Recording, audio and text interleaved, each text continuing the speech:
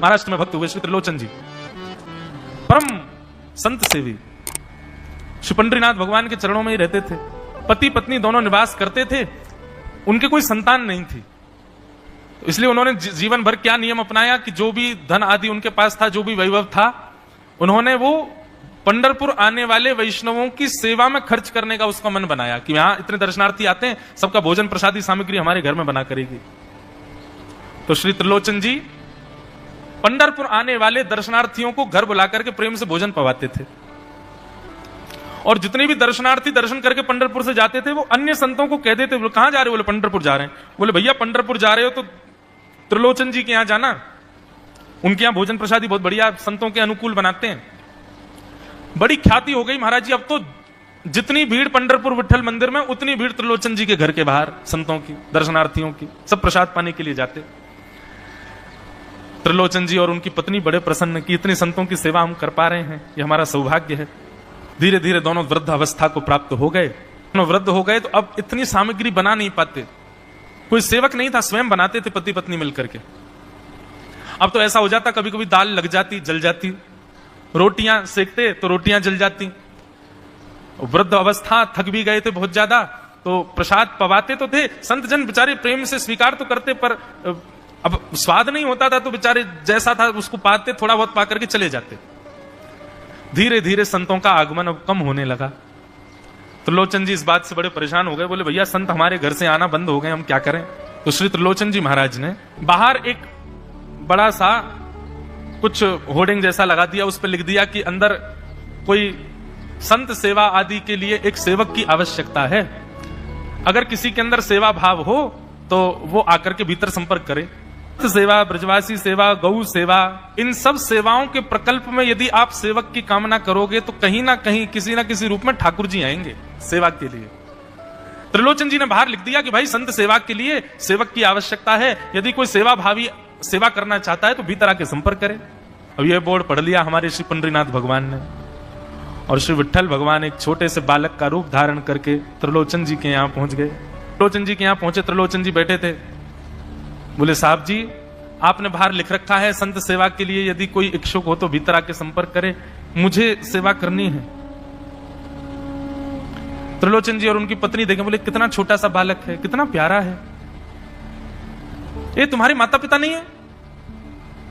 बोले होंगे तो पता नहीं, मुझे तो पता नहीं, मैंने कभी देखा नहीं अपने माता पिता को, मैं अकेला ही हूं, ना मेरे कोई भाई है, ना कोई मेरे मित्र है, ना मेरे कोई बंधु है, ना मेरे माता पिता, मैं अकेला ही हूं। त्रिलोचन जी की पत्नी को तो इतनी दया सी आ गई, अरे राम राम, बेचारा अकेला बालक है। अच्छा चलो ठीक है, तुम यहां सेवा कर लेना, लेकिन कुछ नियम है उनको सुन लो। सबसे पहले तो अपना नाम बताओ, तुम्हारा नाम क्या है? विठल भगवान ही थे वो, तो छोटे से बालक के रूप में गए थे। बोले मेरा नाम है अंतर्यामी। त्रिलोचन जी बोले नाम सुनकर के तो ऐसा लगता है जैसे सच में अंतर्यामी है क्या? अच्छा बेटा अंतर्यामी, सेवा करोगे?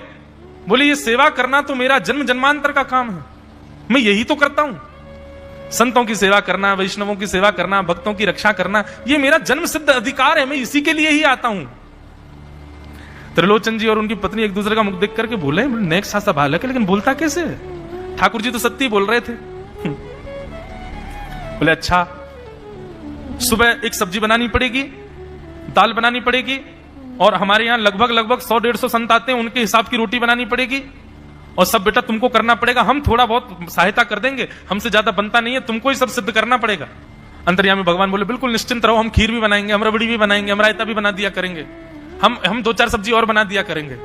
त्रिलोचन जी बोले नेक्स्ट सा बालक, सब जानते हो तुम? बोले हाँ हमको सब आता है, दुनिया का कोई काम नहीं जो हमको नहीं आता हो, और सुनिए झाड़ू पोछा बर्तन भी कर देंगे हम। त्रिलोचन जी तो बड़े खुश हो गए, बहुत बढ़िया सेवक मिला यार, ये तो सब काम करता है। लेकिन भगवान बोले लेकिन अब हमारी शर्त सुनो। त्रिलोचन जी बोले तुम्हारी भी शर्त है? बोले हाँ। क्या शर्त है भैया? बोले हमारी पहली शर्त यह है कि हम दुनिया को बना के खिलाएंगे, लेकिन हमको आपको बना के खिलाना पड़ेगा, हम अपने हाथ का बना नहीं पाते, हम आपके हाथ का बना। और ये वास्तविकता है, ठाकुर जी पूरी दुनिया को पवाते हैं, लेकिन स्वयं भक्त के हाथ से बना ही पाते हैं। ठाकुर जी बोले हम सारे संतों को बना के पवाएंगे, लेकिन हम अपने हाथ का बना नहीं पाते, आपको हमारे लिए बनाना पड़ेगा। त्रिलोचन जी की पत्नी बोली छोटा सा बालक, इसका आधे हाथ का तो इसका पेट है, एक रोटी में झिक जाएगा ये, इसके लिए मैं बना दिया करूंगी। ठीक है लाला, तो बिल्कुल चिंता मत करो, तुम्हारे लिए भोजन हम बना दिया करेंगे। हमारी एक शर्त और सुन लीजिए। बोले क्या? हम कितना भी खाएं हमको टोकना नहीं कभी कि इतना क्यों खा रहे हो। त्रिलोचन जी बोले भैया हम क्यों टोकेंगे, तुम बढ़िया 2-3 रोटी खा लिया करना। बोले 2-3 रोटी तो हमारी दाढ़ में छुप जाती है कहीं पर, हम तो प्रेम से पाते हैं। बस आप लोग ये नियम याद रखना, आप कभी ये मत कहना कि इतना क्यों खा रहे हो। और सुनिए एक बात, अगर हमारे सामने कही तो अपराध बनेगा ही, आपका नियम टूटेगा ही। किसी और से जाकर के यदि आपने कह दिया कि बहुत खाता है, क्या बताएं, तो हम उसी दिन अंतर ध्यान हो जाएंगे, उसी दिन आपका घर छोड़ के चले जाएंगे। फिर दूरते रहना सेवक। त्रिलोचन जी बोले हम क्यों कहेंगे भैया, हम तो कभी नहीं कहेंगे, हम दोनों तुमको वचन देते हैं, तुम प्रेम से रहो, सबका सेवा करो, हम कभी नहीं कहेंगे कि इतना खाता है। भगवान बोले तो ठीक है, फिर कल से सेवा शुरू।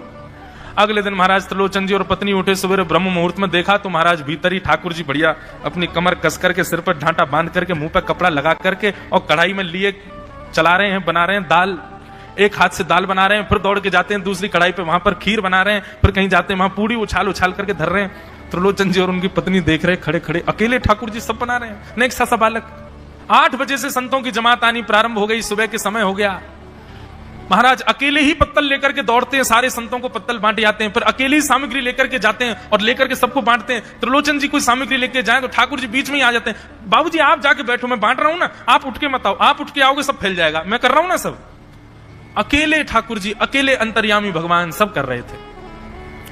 और त्रिलोचन जी और उनकी पत्नी बड़े प्रसन्न, जय हो विठोबा, तेने तो भैया ऐसा लगे साक्षात तुम ही आ गए हो, कितनी कृपा हो रही है, देखो कैसा सेवक मिला है। हमें भली संतान नहीं दी ठाकुर जी ने, लेकिन ऐसा सेवक दिया है जिससे परिपूर्ण आनंद हो गया है। संतों की भोजन प्रसादी हुई, महाराज खूब प्रेम से सब संतों को पवाया, संत भी सब वाहवाही करके गए, बोले वाह त्रिलोचन जी आपके यहाँ खूब बार पाया, लेकिन आज जैसा प्रसादी हमने कभी नहीं पाई। त्रिलोचन जी बड़े प्रसन्न।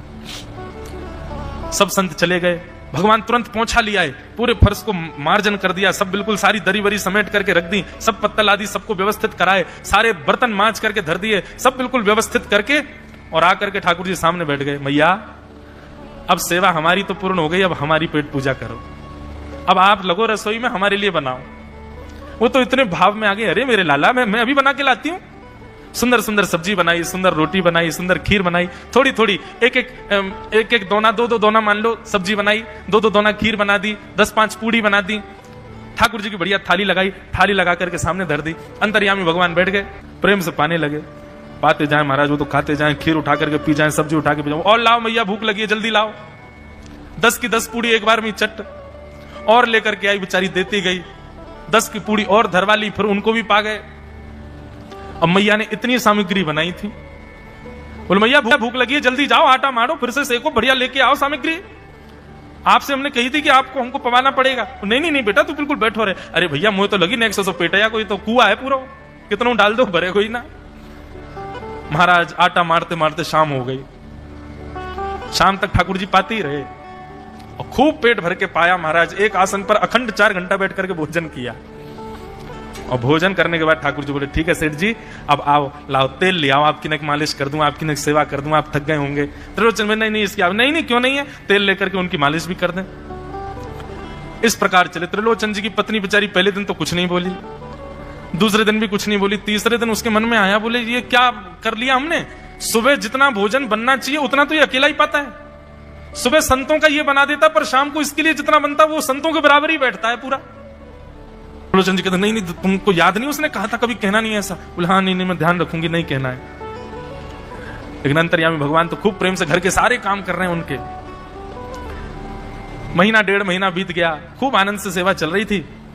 एक दिन त्रिलोचन जी की पत्नी पड़ोस में किसी के पास बैठी थी, तो पड़ोसी तो होते ही हैं सब घर के बात बोलने वाले, उन्होंने कह दी बोले कि आपके घर में तो आजकल बड़ी खुशहाली आ गई है। त्रिलोचन जी को देखा, चेहरे पे कैसा तेज आ गया, लाल लाल टमाटर जैसे गाल हो गए उनके। बोले अरे वो आया है ना अंतर्यामी सेवक हमारा, बहुत सेवा करता है, प्रसादी वगैरह सब वही बनाता है, फिर मालिश करता है उनकी, बढ़िया बढ़िया उनके लिए जूस निकालता है, बढ़िया उनको सब भोजन पानी पवाता है, इसलिए इस वजह से त्रिलोचन जी बढ़िया। वो त्रिलोचन जी तो बढ़िया हो गए, तुम सूख गई हो, तुम इतनी पतली दुबली क्यों हो गई, मेरा दुख कौन जाने। वो सबकी सेवा करता है पर अपनी सेवा मुझसे करवाता है। अरे छोटा सा तो है, ऐसे मटक मटक के जाता है, हम तो उसको देखने के लिए खड़े रहते बाहर, कैसे बढ़िया लगता है। कई लोग तो देखने ही आते हैं उसको कि कैसे सब्जी परोस रहा है, कैसे पूड़ी परोस रहा है, कितना सुंदर लगता है। छोटा सा तो है, उसकी क्या सेवा करनी पड़ती है। अरे बहन तुम क्या जानो, 2, 4, 5, 10 किलो आटे की कब कब में रोटियां पूड़ियां खा जाता है चपेट करके, कुछ पता नहीं चलती। पेट है, कुआ है, समुद्र है, क्या है पता नहीं चलता है।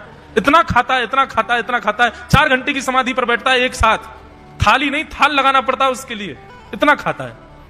जैसे ही कहा इतना खाता है, ठाकुर जी अंतर ध्यान हो गए। शाम का समय, त्रिलोचन जी रोज शाम होते ही बैठते थे, थोड़ी देर कुछ चर्चा आदि करते थे भक्तों की। त्रिलोचन जी ने बुलाया, अंतर्यामी, ओ बेटा अंतर्यामी कहां हो, जल्दी आओ, चलो शाम हो गई है, थोड़ी देर बैठे कुछ सत्संग करें, कीर्तन करें। अंतर्यामी नहीं आए। पूरे घर में खोज लिया, ठाकुर जी नहीं मिले। रसोई घर में खोज लिया, ठाकुर जी नहीं मिले। पड़ोसियों से पूछ लिया, नहीं मिले। सब्जी मंडी देख आए, ठाकुर जी नहीं मिले। पूरा पंढरपुर देख लिया, लेकिन ठाकुर जी नहीं मिले। त्रिलोचन जी बड़े उदास हो गए। पत्नी से कहने लगे, पता नहीं कहां चला गया, कहां गया होगा, पता नहीं। देवी तुमने उससे ये तो नहीं कह दिया था कि इतना क्यों खाते? बोले नहीं नहीं, मैं तो कान पकड़ती हूं, मैं कभी नहीं कहती उससे। बोले किसी और से तो नहीं कहा था ना तुमने, क्योंकि उसने वचन दिया था ऐसा कहोगे तो मैं चला जाऊंगा। बोले हाँ, आज एक गलती हो गई। पड़ोसी के पास बैठी थी, उससे बात करते करते मेरे मुख से गलती से निकल गया कि अरे उसके लिए तो बहुत बनाना पड़ता है, 10 किलो आटा खा जाता है, इतना खाता है, तो निकल गया था। समझ गए? बोले ओहो, इसीलिए चला गया। उसको पता चल गया कि तुमने कह दिया है, तभी चला गया है। त्रिलोचन जी और उनकी पत्नी दोनों श्री पंडरीनाथ भगवान मंदिर के देहली पर जाकर के बैठ गए। जाकर के ठाकुर जी के आगे हाथ फैला करके कहने लगे, बोले नाथ, हे पंडरीनाथ, आपने हमको संतान नहीं दी, पुत्र नहीं दिया, पुत्री नहीं दी जीवन में। हमने कभी उसकी अपेक्षा नहीं की, हमने कभी आपसे शिकायत नहीं की कि हमको संतान क्यों नहीं दी है। पर नाथ, एक सेवक हमारे जीवन में आया, और जब से वो सेवक आया, हमारे यहाँ संतों की सेवा होने लगी, हमारे यहाँ कीर्तन होने लगा, हमारे यहाँ सत्संग होने लगा, हमारे यहाँ खूब आनंद की उमंग होने लगी। उस सेवक ने हमको आपसे और प्रेम करवा दिया। ठाकुर जी, हम आज आपसे दोनों भीख मांग रहे हैं, हमें कुछ मत दीजिए, आप भी मत मिलिए हमको इस जन्म में, लेकिन हमारे उस सेवक अंतर्यामी को हमको वापस कर दीजिए भगवान। वो जहां कहीं भी हो उसको वापस भेज दो हमारे पास। ऐसा कहकर के रुदन करने लगे, नेत्रों से आंसू गिरने लगे, चरणों में प्रणाम करके श्री पंडरीनाथ भगवान को रुदन करने लगे त्रिलोचन जी और उनकी पत्नी। इतने में ही स्वर सुनाई दिया, बाबूजी। अंतर्यामी का स्वर सुनते ही पीछे मुड़ करके देखा तो पीछे तो कोई दिखा नहीं। अरे इधर देखिए, पीछे कहां देख रहे हैं? वापस से पंडरीनाथ भगवान की ओर देखा तो श्री पंडरीनाथ भगवान की जगह ही अंतर्यामी बालक खड़ा हुआ है, सामने खड़े होकर के उनको आशीष दे रहा है। त्रिलोचन जी तो भाव विह्वल हो गए। बोले कैसी कृपा नाथ आपकी। बोले आप ही थे क्या? बोले तो इतनी अच्छी संत सेवा, इतनी अच्छी खीर, इतनी अच्छी पूड़ी, इतनी अच्छी सब्जी, और आपकी जो सेवा और इतने अच्छे अच्छे सत्संग कीर्तन, मेरे अलावा कौन कर सकता है? संतों की सेवा तो मैं ही करता हूं ना। आपने संत सेवा के लिए सेवक मांगा था, इसलिए मैं ही आपके यहां चल करके आ गया। और श्री त्रिलोचन जी पर अद्भुत कृपा करके भगवान ने उनको कृपा